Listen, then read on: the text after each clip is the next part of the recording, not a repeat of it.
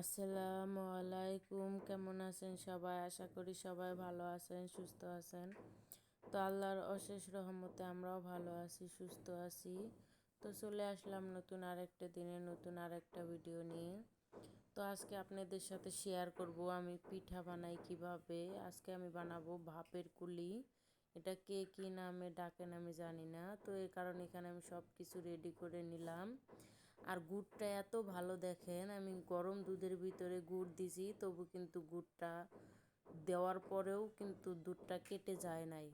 তো এখানে আমি পুরটা বানিয়ে নিচ্ছি। এখানে আমি গুড় দিয়ে চাউলের গুঁড়া দিছি, এটা পোলার চাউলের গুঁড়া দিছি। তো এটা ভালো করে নাড়াচাড়া দিতে হবে, না হলে এটা দলা পেকে যাবে। এই তো আমার পুরটা হয়ে গেছে। এখন আমি এখানে পিঠার জন্য ড্র করে নেব, যেভাবে চাউলের আটা রুটি বানায় তো সেইভাবেই করে নেব। দেখেন আমি গরম গরমই হাত দিয়ে ডলে নিচ্ছি, তা না হলে কিন্তু এটা ঠান্ডা হয়ে গেলে আর ভালোভাবে মুথে নেওয়া যাবে না। তো এই তো আমি ভালো করে মুথে নিচ্ছি। এটা গরম গরম থাকা অবস্থায় করতে হবে। তো দেখেন আমার হাতটা কেমন লাল লাল হয়ে গেছে। তো এত গরম, তো গরমটাই আমি হাতেই করে নিছি। তো নিয়ে এখন ভিতরে আমি পুরটা দিয়ে দিচ্ছি। আটা একটু খামি করে নিছি, নিয়ে ভিতরে পুরটা দিয়ে হাত দিয়ে ভালো করে চেপে চেপে এই পিঠার শেপটা দিতে হবে।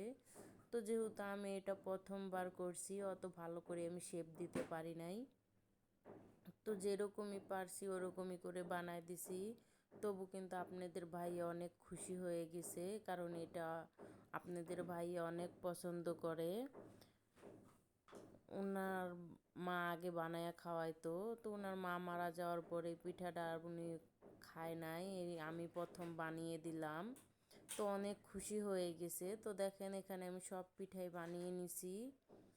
তো এগুলো এখন ভাপে দিয়ে দিব।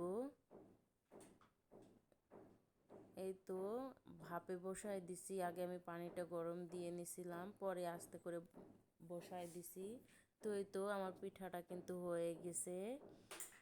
তো আপনাদের ভাইয়া কিন্তু খেজুরও আনছিল, ওটা আপনাদের দেখানো হয় না, তো সেটাও একটু দেখায় দিলাম।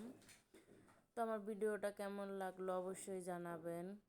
আর যদি ভালো লাগে প্লিজ একটা লাইক দিতে ভুলবেন না। আর আপনাদের ভাইয়া আমাকে 2টা 3 পিস এনে দিছে বাটিকের, তো কেমন হয়েছে অবশ্যই জানাবেন। তো সবাই ভালো থাকবেন, সুস্থ থাকবেন। আর আমার ভিডিওটা কেমন লাগলো অবশ্যই কমেন্টের মাধ্যমে জানাবেন। যদি কোনো ভুল ত্রুটি হয় অবশ্যই জানাবেন, তাহলে আমি ভুলটা শুধরে নেওয়ার চেষ্টা করব। তো সবাই ভালো থাকবেন, সুস্থ থাকবেন।